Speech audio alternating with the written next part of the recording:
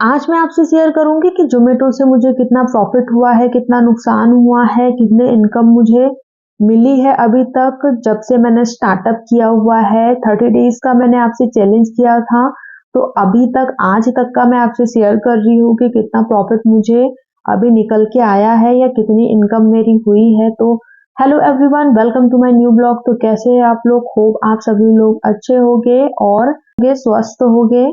और जैसा कि मैंने बताया कि आज मैं आपसे शेयर कर रही हूँ कि मुझे क्या अभी तक पेमेंट ज़ोमैटो से रिसीव हुआ है, कितने पे आउट्स मुझे मिले हैं और कितने मिलते हैं वीकली बेसिस पे, वो मैं आपके साथ में शेयर कर रही हूँ।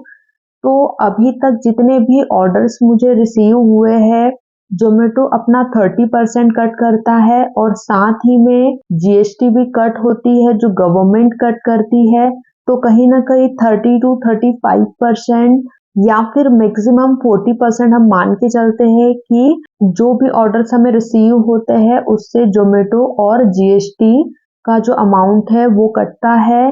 बाकी का जो बचा हुआ अमाउंट है 50 या 60% का जो अमाउंट है, उस अमाउंट में हमें अपना खर्चा भी निकालना होता है। जो फूड प्रिपेयर करने के लिए हम यूज करते हैं, पैकिंग करने के लिए हम यूज करते हैं अमाउंट। तो इन सभी को निकाल के अगर मैं बात करूँ तो लगभग हम जोमेटो या स्विगी से प्रॉफिट निकाल सकते हैं लगभग 10 से 12% का ही, क्योंकि खर्चा भी काफी लगता है और बिना खर्च किए काम नहीं चलता है। सारी चीजें हमें अच्छी ही यूज करनी होती है और ज्यादातर अगर हम फूड अच्छा दे रहे हैं, टेस्ट अच्छा दे रहे हैं, तो आप टेस्ट में कॉम्प्रोमाइज या क्वालिटी में कॉम्प्रोमाइज नहीं कर सकते हैं। फूड आपको अच्छा ही देना होता है।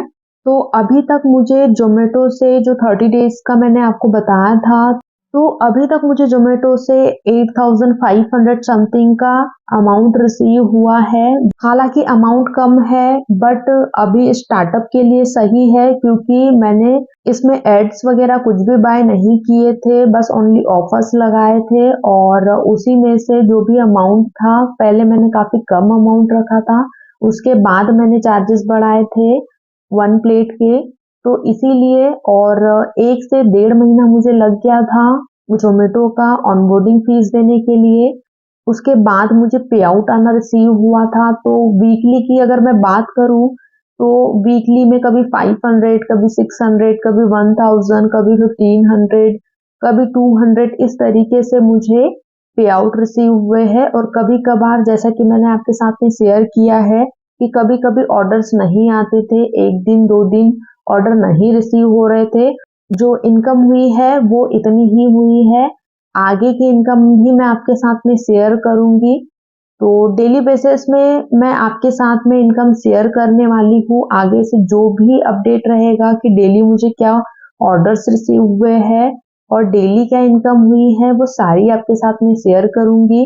क्योंकि आप जानते हैं स्टार्टिंग से मैंने आपके साथ में सारी चीजें शेयर की है कि कितने ऑर्डर आए हैं या कब ऑर्डर रिसीव नहीं हुए हैं। क्योंकि काफी सारे कमेंट रिसीव हुए थे कि मैम आप बताइएगा आपको क्या पे आउट रिसीव होते हैं, उन्हें कितने ऑर्डर रिसीव होते हैं, क्या इनकम होती है। तो देखिए यही मेरी इनकम है अभी। और आगे देखते हैं आगे क्या अपडेट रहता है। 8500 में से भी जो है मुझे खर्चा निकालना है। तो 8500 में से जो चार्जेस कटे होंगे 3000 4000 अगर हम मान के चलते हैं, तो 4000 समथिंग प्रॉफिट मुझे निकल के आया है। तो अभी इतना ही है। आगे जो भी अपडेट रहेगा मैं आपके साथ में शेयर करूंगी। तो अभी मैंने मेन्यू भी कम रखा हुआ है, आइटम मेरे पास कम है, इसीलिए जो भी ऑर्डर्स आते हैं मुझे सेम ही ऑर्डर्स रिसीव होते हैं, छोले भटूरे या कभी गार्लिक मैगी या राइस का। तो अगर आप प्लान कर रहे हैं क्लाउड किचन ओपन करने के लिए, तो आप अपना मेन्यू पहले से डिसाइड कर लीजिएगा कि आपको क्या आइटम्स रखने हैं, क्या मेन्यू आपको रखना है, क्योंकि बाद में फिर प्रॉब्लम आती है। तो अभी मैं डिसाइड करने वाली हूँ, आगे चल के मैं अपना जो मेन्यू है वो उसको बढ़ाने वाली हूँ।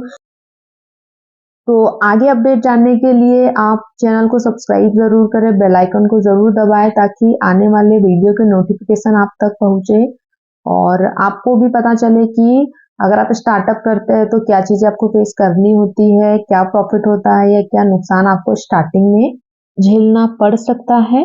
क्योंकि कोई भी बिजनेस में स्टार्टिंग से ही प्रॉफिट नहीं होता है, आपको पहले पैसा इन्वेस्ट करना होता है, उसके बाद ही आप उसमें से अपनी इनकम या प्रॉफिट निकाल पाते हैं।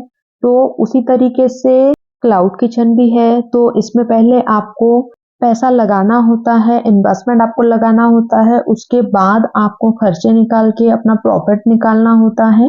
तो आगे मैं आपसे शेयर करूंगी कि क्या मेन्यू मैंने रखा है या क्या मैं चेंजेस करने वाली हूँ। तो मिलते हैं आपसे नेक्स्ट वीडियो में नए ब्लॉग के साथ में, नए अपडेट के साथ में, इंफॉर्मेशन के साथ में।